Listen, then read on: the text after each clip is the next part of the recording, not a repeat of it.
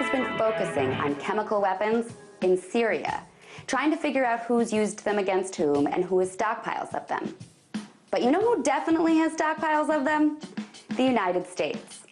We have 6 chemical weapon sites that remain open where our stockpiles of chemical weapons are being disposed. And according to officials, they leak. Chemical weapons have been an international no-no for a long time. At the 1899 Hague Convention, signers agreed to not use asphyxiating or deleterious gases. And in 1997, the Chemical Weapons Convention Treaty went into effect.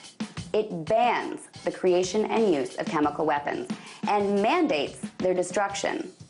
Syria didn't sign that treaty, but the U.S. did. And yet, we still have 2,700 tons of chemical weapons in 2 of our storage facilities. There's one in Richmond, Kentucky, and one in Pueblo, Colorado. And according to Al Maroney, director of the United States Air Force Counterproliferation Center in Alabama, both of those sites have leakers in their stored chemical weapons. Crews at the Pueblo Chemical Depot in Colorado were recently alerted to a mustard gas leak inside of a storage structure that holds projectiles.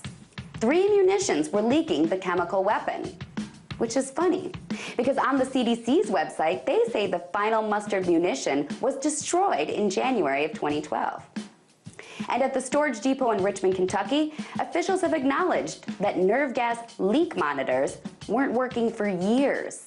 Meanwhile, there are still chemical weapons stored at the facility.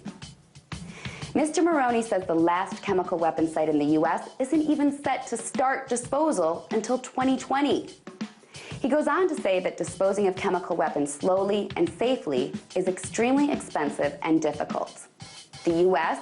is one of the few countries in the world who have any experience with it because they are one of the few countries in the world who defied the Hague Convention and created chemical weapons in the first place. So the question to ask our government now is, if we know chemical weapons are so awful, why the hell are we one of the only countries who have them? Maybe it's because we're also the only country that drops atomic bombs. Tonight, let's talk about that by following me on Twitter @TheResident.